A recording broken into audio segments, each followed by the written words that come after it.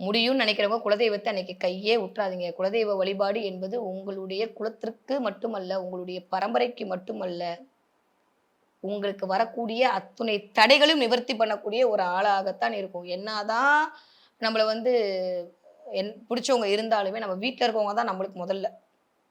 அந்த மாரி என்னதான் நீங்க முருகன வழிபட்டாலும், என்னதான் நீங்க அம்பிகையை வழிபட்டாலும், என்னதான் நீங்கள் சிவனோட ஐக்கியமானாலும், என்னதான் நீங்க கர்ணனோடு கரைந்தாலும், உங்க குலதெய்வத்துடைய அனுமதி குடுத்தால் தான் இவர்கள்லாம் உங்களுக்கு அருள் பாவிக்க தயாராக இருப்பார்கள். இந்த ஒரு நாளில் குலதெய்வ மந்திரத்தை சொல்லி, குலதெய்வ விளக்கை ஏற்றி, குலதெய்வத்தின் முன் நீங்கள் பண்ண அத்துணை விஷயத்தையும் உண்மையா, மனசாட்சியா ஒத்துக்கிட்டு, இனிமே நான் எதுவும் பண்ணக்கூடாதுன்னு நீங்க வேண்டிக்க ஆரம்பிச்சுட்டீங்கன்னா, இதுவரைக்குமே எந்த ஜோசியக்காரர் நோட்ட திறந்து குலதெய்வம் சாபம் இருக்குன்னு சொன்னாலும் சரி, குலதெய்வம் பாவம் அதெல்லாம் அடுத்த நிமிஷமே மாறி, குலதெய்வம் என்ன கூப்பிட்டா என் புள்ளன்னு ஓடி வந்து உங்ககிட்ட உட்காந்துப்பாங்க.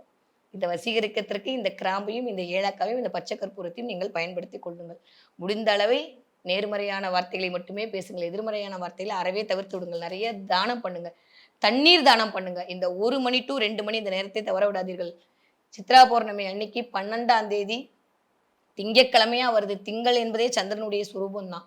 1 மணிலேருந்து 2 மணி வரைக்கும் தண்ணீர் தானம் குடுங்கள். எத்தன தடவ நீங்க எத்தன பாட்டில் தண்ணீர் பாட்டில் வாங்கி குடுக்குறீங்களோ ரோட்ல இருக்கவங்க, அவ்வளவு அளவுக்கு உங்களுடைய வருமானம் என்பது அடுத்த வருடம் மிகச்சிறந்த முறையில் உயர்வதை நீங்களே கண்கூடாக உணர்வீர்கள்.